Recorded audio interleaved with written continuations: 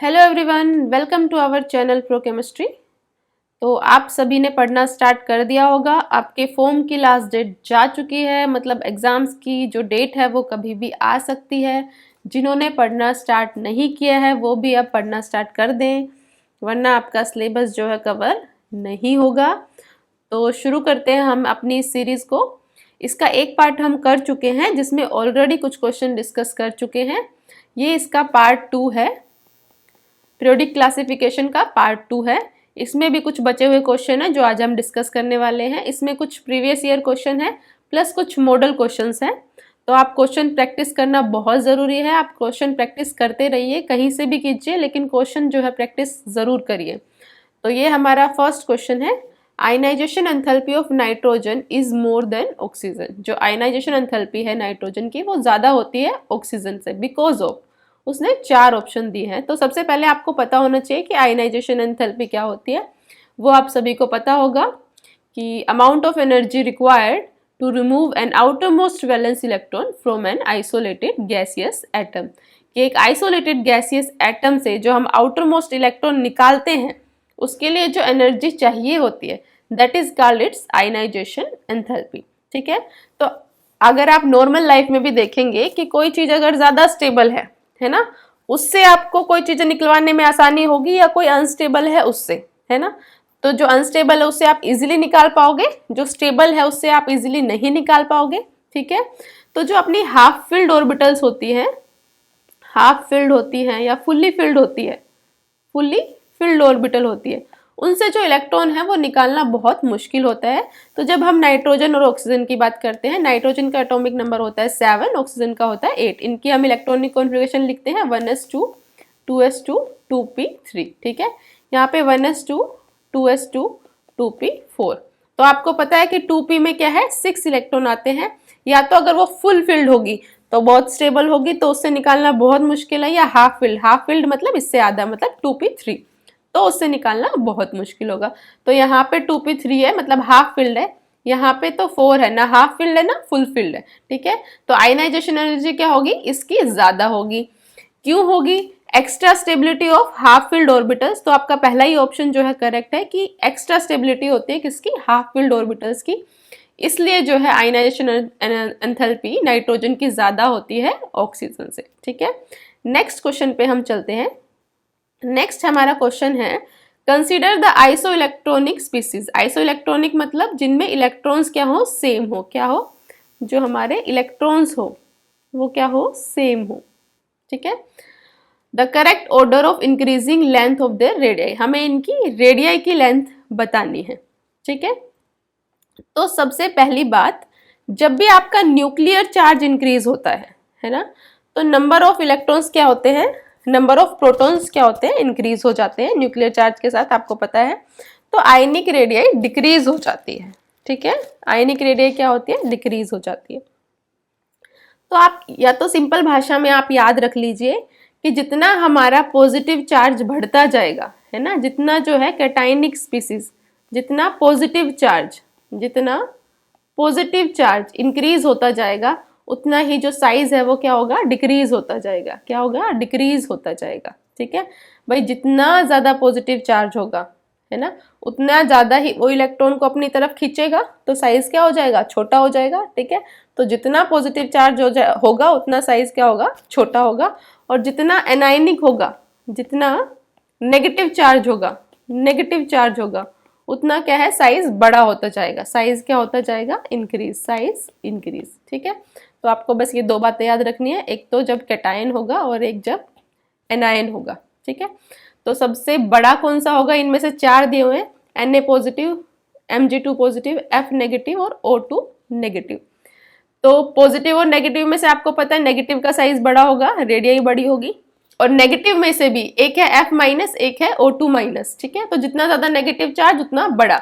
तो सबसे बड़ा क्या हो गया, O2 माइनस, उसके बाद क्या, F माइनस। ठीक है। फिर आ जाओ इन दोनों पर, जितना ज्यादा चार्ज कैटायनिक मतलब पॉजिटिव चार्ज उतना ही छोटा। ठीक है। तो सबसे ज्यादा क्या है, ये वाला चार्ज है, तो ये सबसे क्या होगा, छोटा। ये सबसे क्या हो गया, छोटा। ठीक है।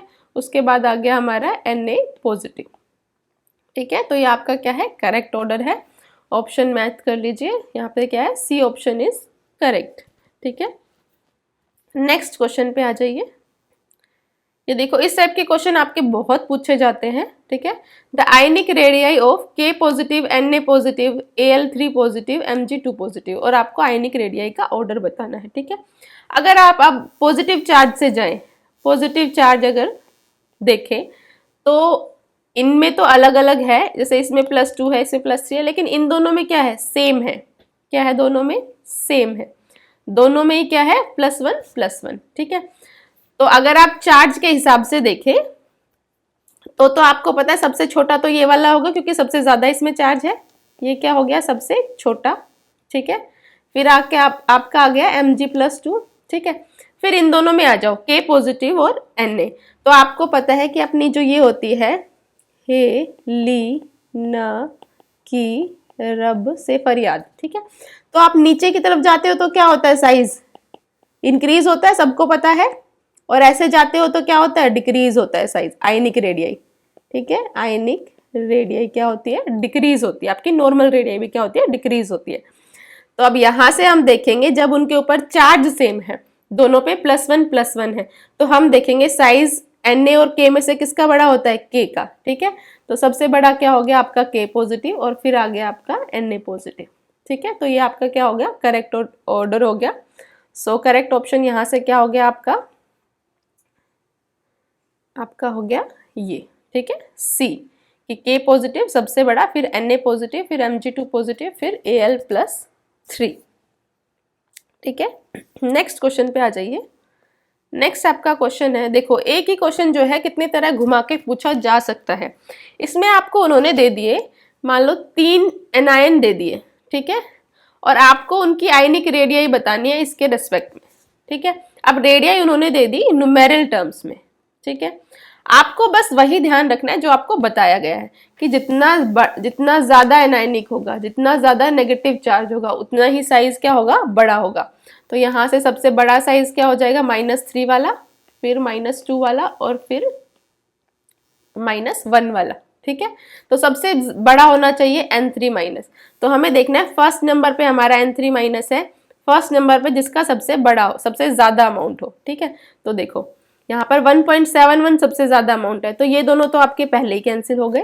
ठीक है, बचा ये A और B ऑप्शन। ठीक है, फिर आप आ जाओ, इनमें से आपका ऑक्सीजन बड़ा है F- से, फिर आपके सेकंड नंबर पर जो है ज्यादा अमाउंट होनी चाहिए, मतलब लार्ज होना चाहिए, तो 1.36 और 1.40 ये बड़ा है। ठीक है, तो आपका करेक्ट ऑप्शन क्या हो गया, A। So A is the correct option. Next question पर आप आ जाइए।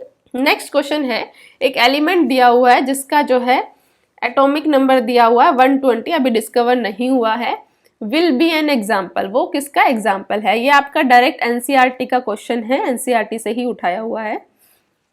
एनसीईआरटी के भी क्वेश्चन, सोल्ड क्वेश्चन में एग्जाम्पल्स में ये दिया हुआ है। तो इसके 2 मेथड है।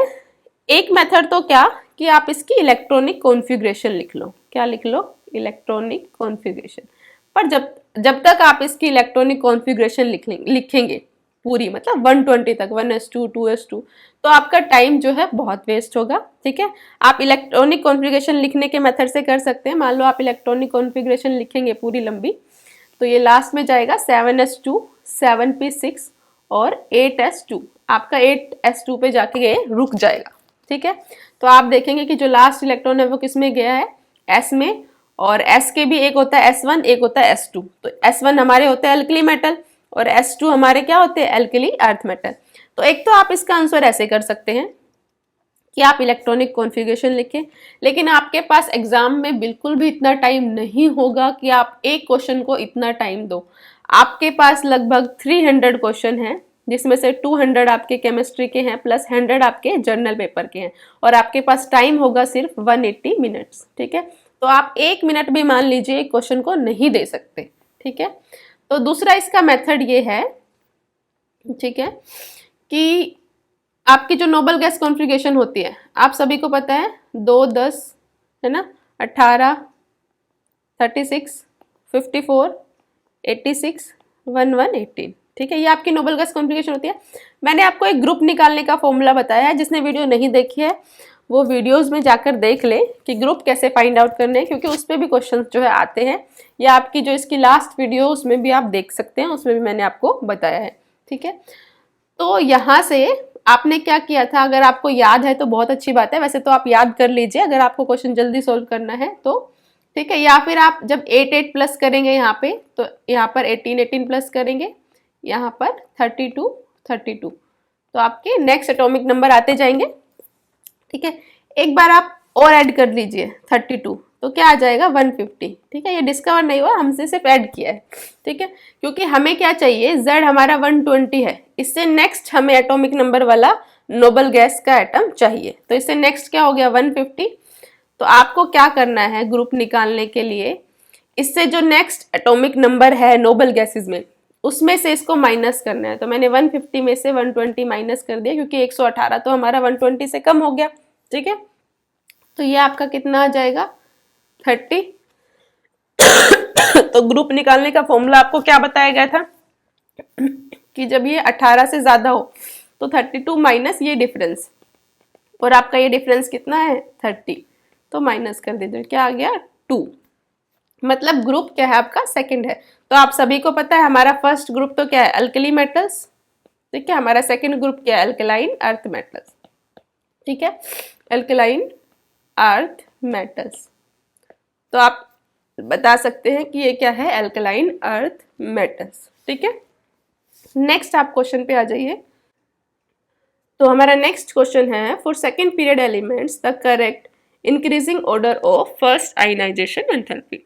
तो आप सबको पता है जब आप अलोंग द पीरियड चलते हैं तो क्या होता है, आयनाइजेशन जो एनर्जी है वो क्या होती है इंक्रीज होती है, मतलब इलेक्ट्रॉन को निकालना क्या हो जाता है मुश्किल हो जाता है। और जब आप डाउन द ग्रुप चलते हैं नीचे की तरफ जाते हैं तो क्या होता है आयनाइजेशन एनर्जी डिक्रीज होती है ना। उसका क्या रीज़न है कि जब हम ऐसे जाते हैं अलोंग द पीरियड, ऐसे जाते हैं, मतलब आपका क्या है lithium, beryllium, boron, carbon, nitrogen, oxygen और फ्लोरीन और ये नियोन, जब आप ऐसे जाते हो तो क्या होता है साइज जो है वो डिक्रीज होता जाता है, छोटा होता जाता है। ठीक है, अब जितना छोटा साइज होगा है ना, एक तो ये है आपका, मान लो ये कोई इलेक्ट्रॉन है और एक आपका ये इलेक्ट्रॉन है। ठीक है, ये न्यूक्लियस से बहुत दूर है ना, न्यूक्लियस इसको जकड़ के रखा हुआ है, भाई पॉजिटिव चार्ज है इलेक्ट्रॉन पे, नेगेटिव चार्ज, तो एक अट्रैक्शन फोर्स लगी हुई है, तो इसने इलेक्ट्रॉन को पकड़ के रखा है, और इसने ज्यादा पकड़ के रखा है क्योंकि ये एकदम पास में है और एक दूर में है। तो दूर वाले को निकालना क्या होगा इजी होगा, है ना, कम एनर्जी लगेगी। तो जितना छोटा होगा उतनी एनर्जी ज्यादा लगेगी, इसलिए जो हमारी आयनाइजेशन एनर्जी है वो इंक्रीज होती है along the period and decrease होती है अलोंग द ग्रुप, मतलब ऐसे डाउन द ग्रुप, है ना।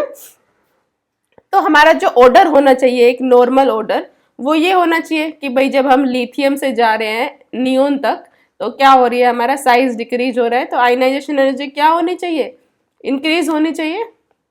लेकिन ऐसा नहीं होता, इसमें थोड़े से डिफरेंसेस आ जाते हैं। किसकी वजह से, एक तो आपके जो आपकी हाफ फिल्ड ऑर्बिटल्स है और एक फुल्ली फिल्ड ऑर्बिटल्स है। जो हाफ फिल्ड ऑर्बिटल्स होती है उनकी स्टेबिलिटी की वजह से, हाफ फिल्ड और फुल्ली फिल्ड की स्टेबिलिटी की वजह से। तो नियोन तो आपको पता है सबसे ज्यादा ही होगा, वैसे भी फुल्ली फिल्ड भी है और साइज भी सबसे छोटा है।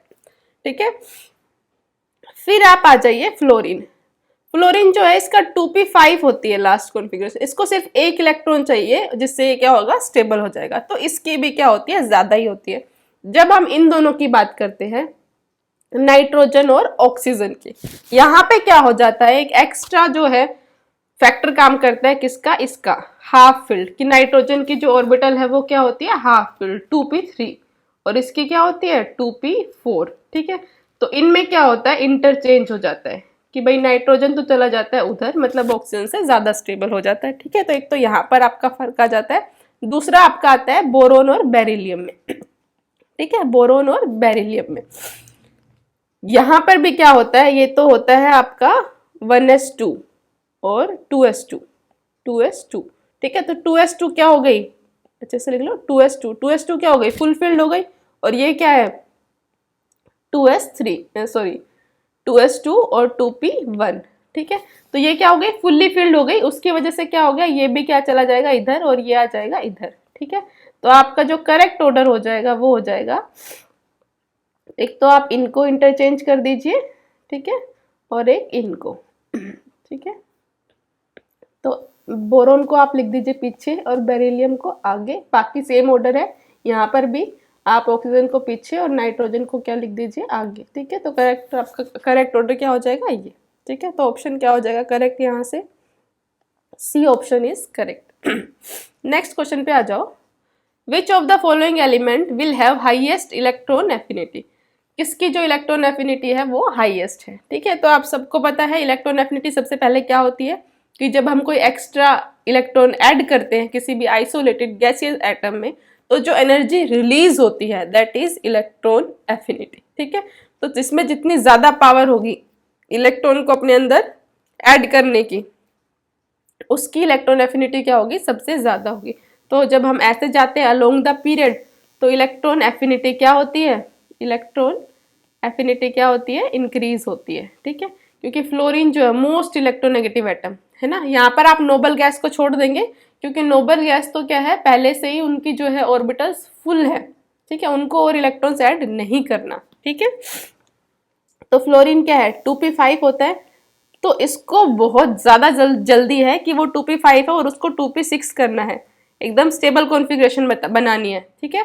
तो सबसे ज्यादा जब आप ऐसे चलेंगे तो क्या होगा, फ्लोरीन की सबसे ज्यादा होगी, ठीक है। मतलब नोबल जो अपने हेलोजेंस हैं उनकी रिस्पेक्टिव टू अदर जो पीरियोडिक एलिमेंट्स हैं उनकी क्या होगी, सबसे ज्यादा होगी।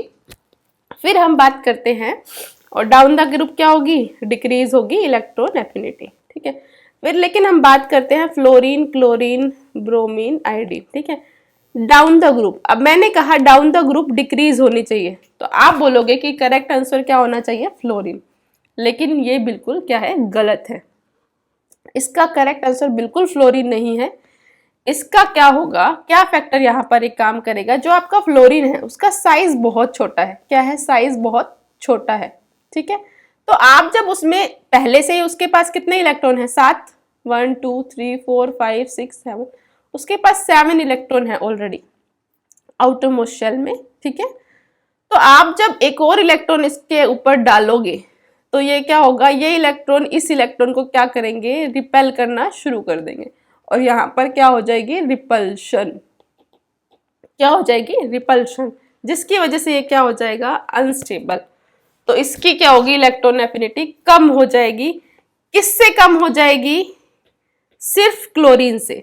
तो ऑर्डर क्या हो जाएगा आपका, नॉर्मल ऑर्डर होना तो चाहिए था कि फ्लोरीन सबसे ज्यादा, क्लोरीन, फिर ब्रोमीन और फिर आयोडीन, लेकिन यहाँ पर उल्टा हो जाएगा, क्या हो जाएगा कि जो क्लोरीन है उसकी सबसे ज्यादा, उसके बाद फ्लोरीन की, बाकी ऑर्डर क्या होगा, सेम हो जाएगा। तो ये आपका इलेक्ट्रॉन एफिनिटी का ऑर्डर हो जाएगा। अब ये सिर्फ इस केस में ही नहीं है, जब आप ऑक्सीजन की बात करेंगे, ओल्ड, स्टाइल, से, टी, पो, जब आप इसकी बात करेंगे तो भी ये ऑर्डर क्या हो जाएगा, नॉर्मल तो आपका ऑर्डर ये होना चाहिए था, ठीक है, लेकिन ये आपका ऑर्डर बिल्कुल ना होके ये दोनों यहाँ पर क्या कर लेंगे, चेंज हो जाएगा, क्या हो जाएंगे, चेंज कर लेंगे। तो यहाँ पर क्या हो जाएंगे आपका, पहले सल्फर की फिर ऑक्सीजन की, ठीक है। तो ये आप ध्यान रखेंगे इस चीज को। नेक्स्ट क्वेश्चन पर आ जाइए। नेक्स्ट क्वेश्चन है, the size of ionic species, ionic species का वही साइज बताना है आपको। तो जितना ज्यादा पॉजिटिव चार्ज उतना छोटा साइज, जितना कम पॉजिटिव चार्ज उतना बड़ा साइज, ठीक है। जो भी कैटायन होगा पॉजिटिव चार्ज होगा, जितना ज्यादा होगा more positive charge, small size, small size, ठीक है। तो यहाँ पर सबसे ज्यादा पॉजिटिव चार्ज क्या है, +7, तो ये सबसे छोटा होगा। फिर आपका फिर है +4, फिर +2, फिर +1, so correct option is B. Next question पे आ जाइए। ये क्वेश्चन आपने बहुत प्रैक्टिस कर लिया है, ऐसा अगर कोई क्वेश्चन आए तो बिल्कुल गलत नहीं होना चाहिए। नेक्स्ट आपका क्वेश्चन है, the iso electronic set of ions, आपको बताना है इनमें से कौन से आइसो इलेक्ट्रॉनिक हैं। इन पे नंबरिंग कर लीजिए, 2 3 4, ठीक है, यहाँ कर लीजिए 1 2 3 4, ठीक है।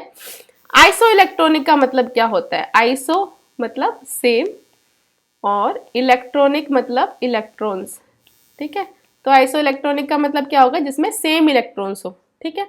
तो देखो अपना N3 है, N3 माइनस N के पास आपको पता है कितना होते हैं इलेक्ट्रॉन्स, भाई इसका एटॉमिक नंबर कितना होता है 7, ठीक है। 7 एटॉमिक नंबर मतलब 7 इलेक्ट्रॉन प्रेजेंट है इसमें, ठीक है। और -3 और लगा है, तो -3 मतलब जितना माइनस उस पर चार्ज लगा उतने ही आप ऐड कर दीजिए, ठीक है। तो 3 और ऐड कर दिए, कितने हो गए 10 इलेक्ट्रॉन हो गए। फिर आता है आपका O2, ठीक है। O2 का कितना होता है 8, तो 8 तो इसमें है प्लस 2 और कर देंगे क्योंकि यहाँ पे क्या है -2 लिखा हुआ है, तो कितने हो गए 10 इलेक्ट्रॉन। फिर आ जाइए F माइनस, ठीक है। F का कितना होता है 9 एटॉमिक नंबर, तो 9 + 1 कितने हो गए 10 इलेक्ट्रॉन, ठीक है। फिर आपका आता है Na प्लस, ठीक है। Na में कितने होते हैं, आपका एटॉमिक नंबर 11 होता है, और जब भी प्लस चार्ज आएगा तो आप क्या करोगे एक माइनस कर दोगे, तो यहाँ से कितने आ गए 10 इलेक्ट्रॉन, ठीक है।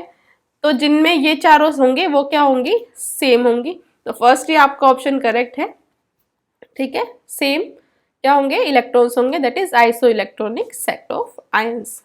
नेक्स्ट क्वेश्चन पे आ जाइए। नेक्स्ट क्वेश्चन है the electronic configuration which the highest ionization enthalpy, highest ionization enthalpy बतानी है आपको। इलेक्ट्रॉनिक कॉन्फ़िगरेशन दी हुई है, आपको एक ही क्वेश्चन वो बार बार घुमा फिरा के किसी भी तरीके से पूछ सकता है, तो आप हर तरीके से एक बार देख लीजिए।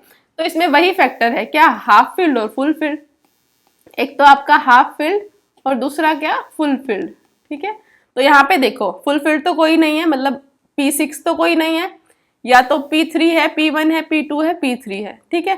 तो एक तो या तो ये हो सकता है या तो ये हो सकता है, ये दो तो वैसे ही कैंसिल हो गए क्योंकि ये दोनों क्या है हाफ फील्ड है। फिर आ जाता है साइज का फैक्टर, अभी यहाँ पे उन्होंने दोनों फैक्टर एक साथ लगाए हैं।